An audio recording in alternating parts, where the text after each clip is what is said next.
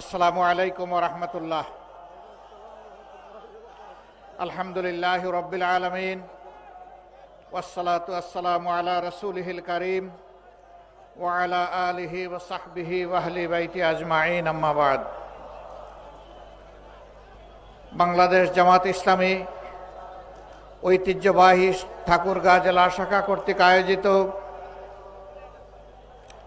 জেলা স্কুল মাঠের আজকের এই বিশাল কর্মী সম্মেলনের সম্মানিত সভাপতি, বাংলাদেশ জামাত ইসলামী ঠাকুরগাঁ জেলা শাখার আমির জনাব অধ্যাপক বেলাল উদ্দিন, মঞ্চে বসা অন্যতম বিশেষ অতিথি বাংলাদেশ জামাত ইসলামীর অ্যাসিস্ট্যান্ট সেক্রেটারি জেনারেল, রাজশাহী বিশ্ববিদ্যালয়ের সিনেট সদস্য, বাংলাদেশ ইসলামী ছাত্র শিবিরের সাবেক কেন্দ্রীয় সভাপতি জনাব মৌলানা রফিকুল ইসলাম খান, অন্যতম বিশেষ অতিথি বাংলাদেশ জামাতে ইসলামীর অ্যাসিস্ট্যান্ট সেক্রেটারি জেনারেল, নির্বাহী পরিষদের সদস্য জনাব মৌলানা আব্দুল হালিম, আঞ্চলিক, জেলা এবং স্থানীয় নেতৃবৃন্দ, বন্ধু সংগঠনের নেতৃবৃন্দ, উপস্থিত সহকর্মী বন্ধুগণ, বিভিন্ন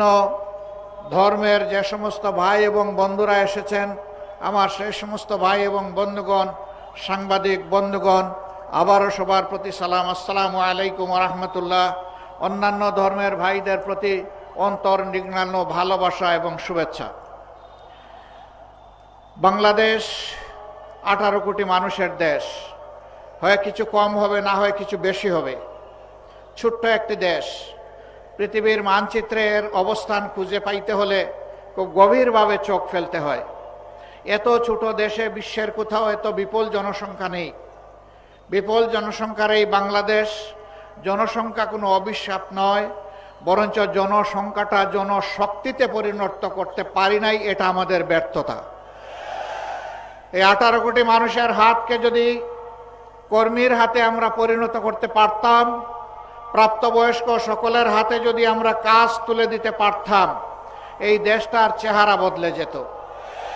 এ দেশেরই মানুষ বিশ্বের বিভিন্ন জায়গায় গিয়ে সেই দেশের চেহারা বদলিয়ে দিচ্ছে, কিন্তু আফসোস নিজেদের দেশের চেহারাটা আমরা বদলাতে এখনো পারিনি।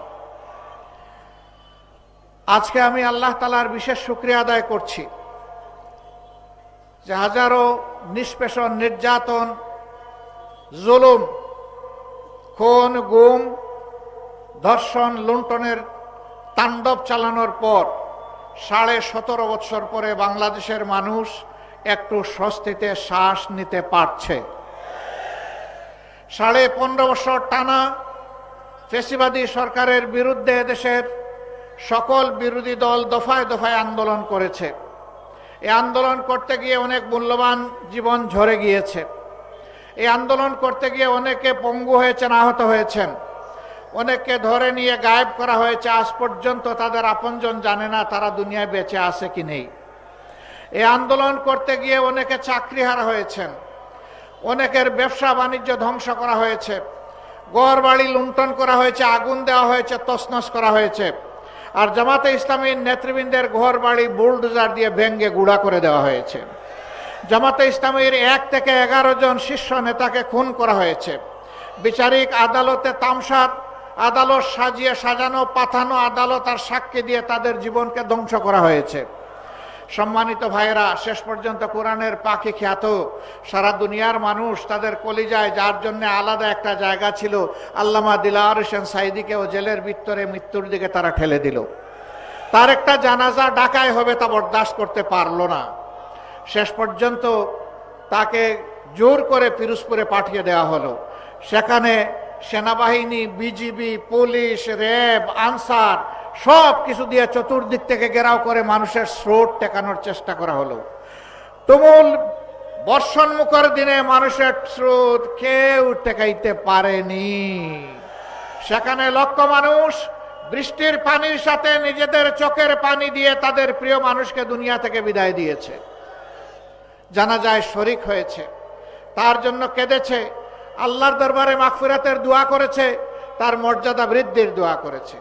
আল্লাহ যেন তাকে শহীদ হিসাবে কবুল করেন সেই দোয়া করেছে। এই শীর্ষ 11 জন নেতা, তাদের সহকর্মীবৃন্দ এবং অন্যায়ভাবে যাদেরকেই এই দেশে হত্যা করা হয়েছে, যারা ঈমান নিয়ে বিদায় নিয়েছেন, আল্লাহর দরবারে দোয়া করি আল্লাহ তাদের সকলকে শহীদ হিসাবে কবুল করুন। বিশেষ করে 24-এর এই আন্দোলন যা 1 জুলাই থেকে শুরু হয়ে 36 জুলাই এসে শেষ হয়েছে, এই আন্দোলনে যারা বুক পেতে দিয়েছিল, বুক পেতে দিয়ে বলেছিল বুকের ভিতরে তুমুল ঝড়, বুক পেতেছি গুলি কর, বুক পেতে দাঁড়িয়েছিল খোলা অস্ত্রের মুখে, গুলির মুখে, সংকোচ করেনি জীবন দিতে। একজন মন্ত্রীকে এক পুলিশ অফিসার তখন বলেছিলেন, স্যার একটা মারি একটাই পড়ে, এরপরে 4 জন দাঁড়িয়ে যায়, 10 জন দাঁড়িয়ে যায়। এটা সেই দেশ। আলহামদুলিল্লাহ, আমরা গর্বিত। আল্লাহ তাআলা আমাদের বুকে, কুলে, উদরে, মায়েদের পেটে এই ধরনের বীরের জন্ম দিয়েছেন বাংলাদেশে। আলহামদুলিল্লাহ, আমরা আমাদের এই বীর সন্তানদের জন্য গর্বিত। আমাদের অন্তরে তাদের ভালোবাসার একটা বিছানা তৈরি হয়ে গিয়েছে। আমরা তাদেরকে শ্রদ্ধা করি। জাতিকে জালিমের অক্টোপাস থেকে মুক্ত করার জন্য তারা যে উদ্যোগ জীবন বাজি রেখে নিয়েছিল, তার জন্য আমরা তাদের কাছে কৃতজ্ঞ। আমরা দোয়া করি আমাদের এই সন্তানদের মতো আরো সন্তানরা যেন ভবিষ্যতে এই দেশের জন্য দাঁড়িয়ে যায়। প্রিয় দেশবাসী, এই দেশটা বিভিন্ন ধর্ম বর্ণের মানুষের। যুগ যুগ ধরে আমরা এখানে শান্তিপূর্ণভাবে সহাবস্থান করে আসছি, কিন্তু যে দলটি জাতিকে বিভিন্ন অংশে ভাগ বিভক্ত করে রেখেছিল, সংখ্যাগুরু সংখ্যালঘু বলে, তারা ফায়দা লুটেছে। আর তারাই যদি সংখ্যালঘু বলে কিছু থাকে, তাদের সর্বনাশ এই দলটিই করেছে। তাদের জায়গা জমি দখল করা অবৈধভাবে, ইজ্জতের উপরে হাত দেওয়া, সম্পদ লুণ্ঠন করা এবং কাউকে কাউকে তাদের ঘর বাড়ি থেকে তাড়িয়ে দেওয়া, হায়ানার মতো এই কাজগুলো তারাই করেছে। তারা নিজেরা করে এর দোষ ফেলেছে ইসলামপন্থীদের উপর।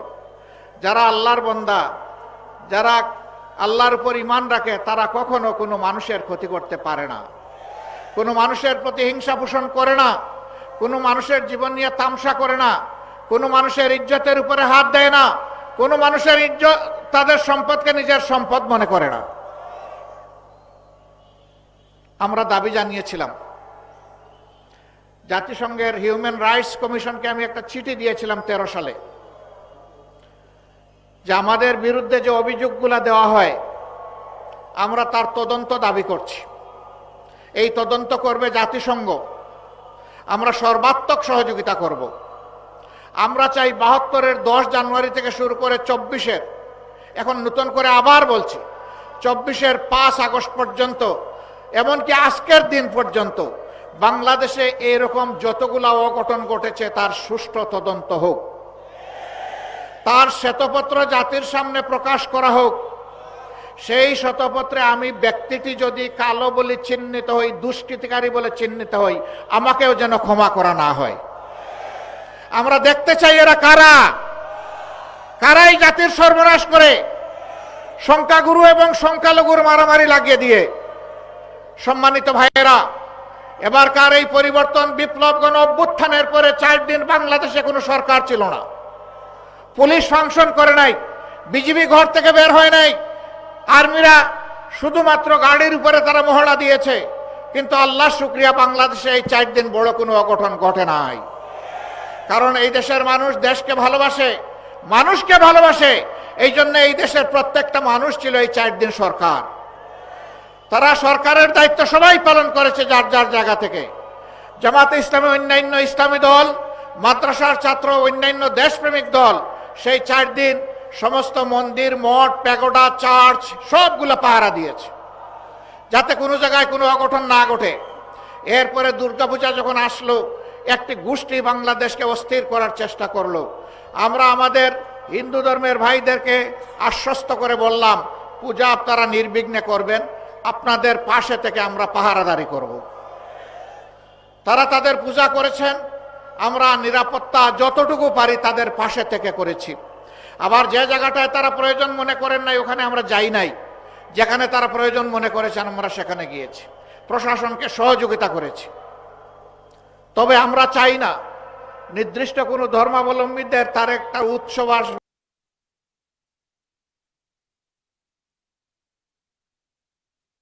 একটা অনুষ্ঠান আসবে, সেই উপলক্ষে তাদেরকে পাহারা দিতে হবে, এটা আমরা চাই না। যদি বাংলাদেশে মসজিদ পাহারা দেওয়ার দরকার না হয়, মন্দিরও পাহারা দেওয়ার দরকার হবে না। আমরা সেই সামাজিক নিরাপত্তা বলয় দেখতে চাই। আমার সম্মানিত ভাইয়েরা, মুক্তিযুদ্ধের পক্ষের বিপক্ষের অনেক আওয়াজ, গুঞ্জরণ, অনেক বিভক্তির কথা, অনেক বিষ ছড়ানো কথা আমরা শুনেছি। আমি প্রশ্ন করতে চাই, যারা এই চেতনার কথা বলেন, সর্বশেষ ঘটনা এবারকার মহান বিজয় দিবসে ভারতের প্রধানমন্ত্রী এইটাকে ভারতের বিজয় দিবস দাবি করে টুইট করেছেন এবং তিনি তার দেশের সৈনিকদেরকে, দেশবাসীকে তিনি অভিনন্দন জানিয়েছেন। একটা শব্দ তিনি বাংলাদেশ নামে উচ্চারণ করেননি। আপনাদের চেতনা কোথায় ছিল? এই বিজয় কি বাংলাদেশের না ভারতের? আপনারা বলুন, এই বিজয় বাংলাদেশের না ভারতের? বাংলাদেশের যদি বিজয় হয়ে থাকে আর ভারতের প্রধানমন্ত্রী যদি এই বিজয় তাদের বলে দাবি করে, আপনারা চুপ কেন? আপনাদের চেতনা কোথায় যায় তখন? সীমান্তে যখন ফেলানির লাশ ঝুলে থাকে, আপনাদের চেতনা তখন কোথায় থাকে? দিনের পর দিন যখন নিরীহ মানুষকে বর্ডারে হত্যা করা হয়, তখন আপনাদের মুখ দিয়ে আওয়াজ বের হয় না। বরঞ্চ আপনাদের এক সময়ের পররাষ্ট্রমন্ত্রী বলেছিল, সীমান্তে যারা বাংলাদেশি মারা যায় তারা দুষ্কৃতিকারী। লজ্জা, জাতীয় লজ্জা। আপনারা এই দেশের মন্ত্রী হয়ে ভিন্ন দেশের গান গান, কারণ আপনাদের মাথা অন্য জায়গায় আপনারা বন্ধক রেখেছেন।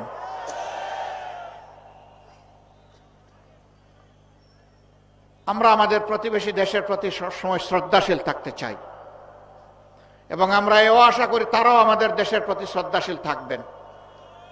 আমরা চাই আমাদের প্রতিবেশীরা শান্তিতে থাকুন, আবার আমরা চাই তারাই যেন আমাদের অশান্তির কারণ না হন।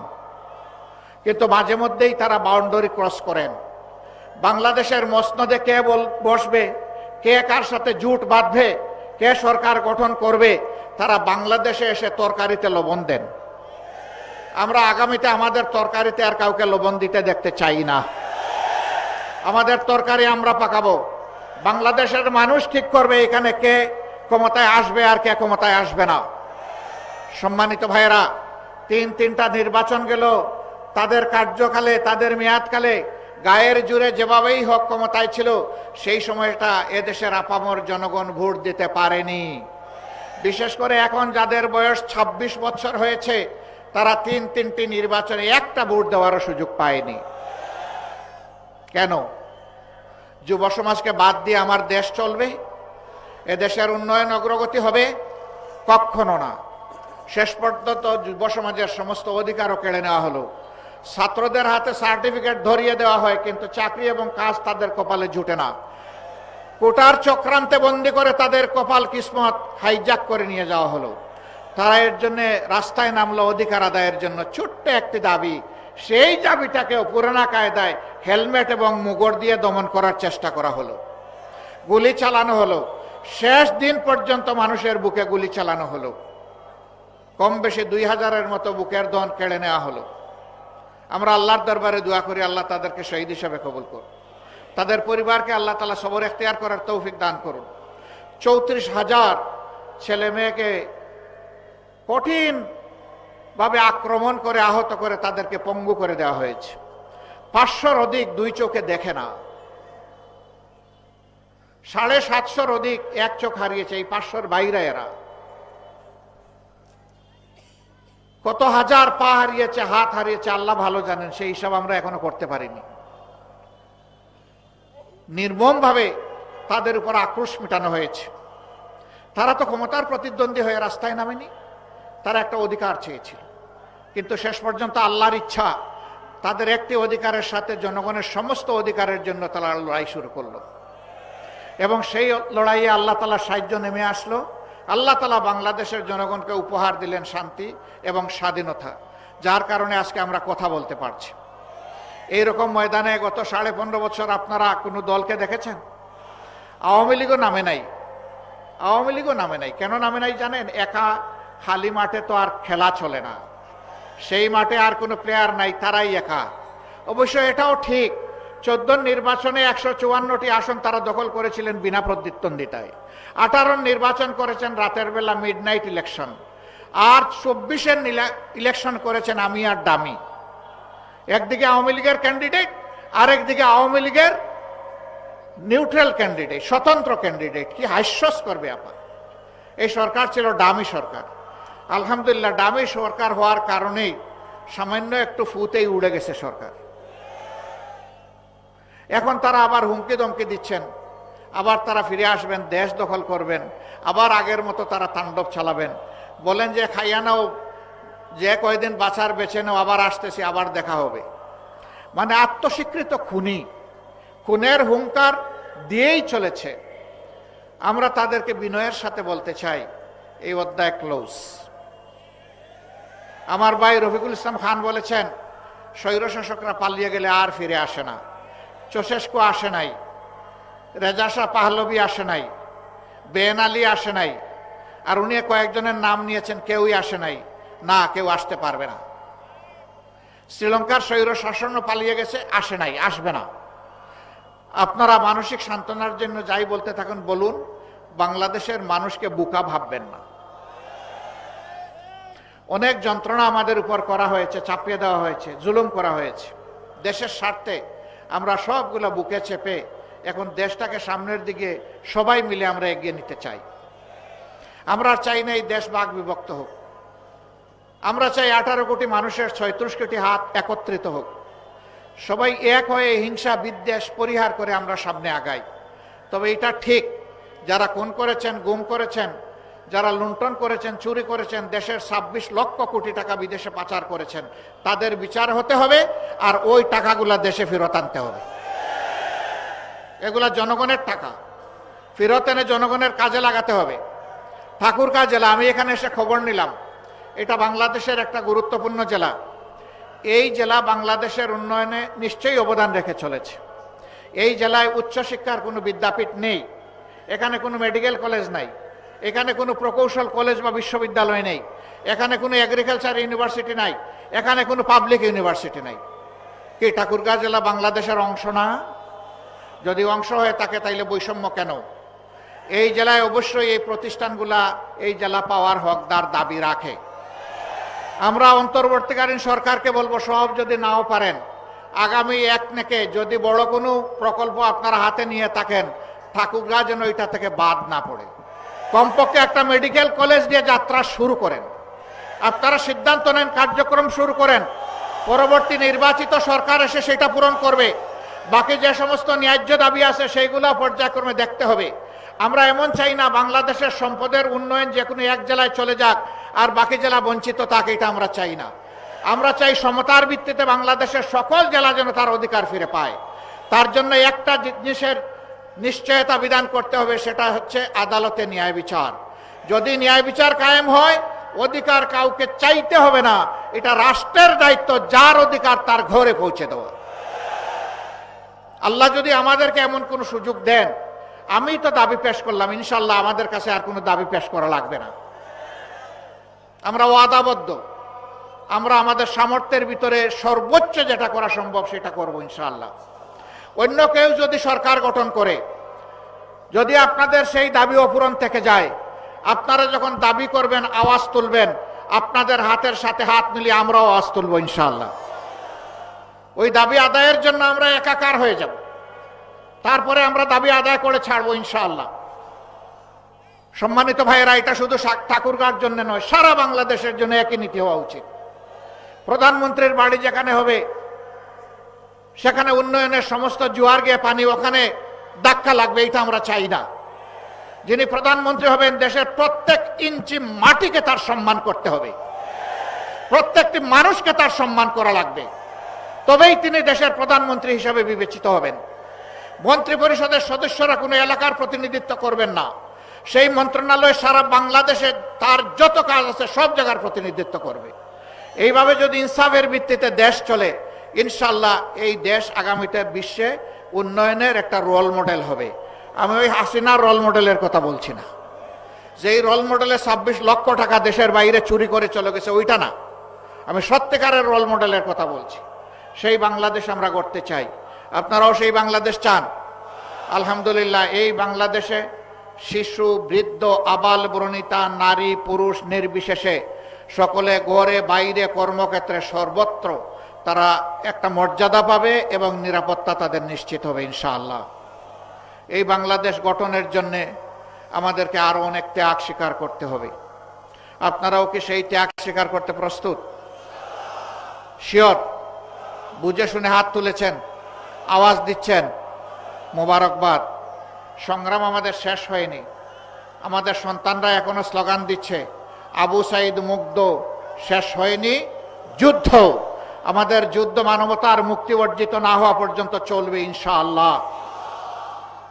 আমরা একটা বৈষম্যহীন দেশ চাই, চাঁদাবাজ মুক্ত দেশ চাই, অবৈধ দখলদার মুক্ত দেশ চাই, দুর্নীতি মুক্ত দেশ চাই, ঘুষ মুক্ত দেশ চাই এবং একটা সাম্যের বাংলাদেশ আমরা চাই, একটা মানবিক বাংলাদেশ চাই। সেই মানবিক বাংলাদেশের জন্য আমরা ইনশাআল্লাহ কাঁধে কাঁধ মিলিয়ে, হাতে হাত মিলিয়ে আমরা সামনের দিকে এগিয়ে যাব। আল্লাহ আমাদেরকে কবুল করুন। আমরা বাংলাদেশ জামাতে ইসলামী আপনাদের কাছে বিশেষ অনুরোধ রাখতে চাই, আমাদেরকে যদি জনগণের কল্যাণে কাজ করতে দেখেন, দেশের কল্যাণে কাজ করতে দেখেন, দিনের কল্যাণে কাজ করতে দেখেন, আমরা যেন আপনাদের একটু ভালোবাসা পাই, আমরা যেন আপনাদের একটু দোয়া পাই, আপনাদের একটু সহযোগিতা পাই, ন্যায়সঙ্গত কাজে আপনাদেরকে যেন পাশে পাই, আপনাদেরকে যেন সাথে পাই। যদি কোনো অন্যায় করতে দেখেন, আপনাদের পক্ষ থেকে যেন প্রতিবাদের আওয়াজ উঠে, আপনারা যেন আমাদের সমালোচনা করেন, আপনারা যেন আমাদেরকে টান দিয়ে সোজা করে দেন।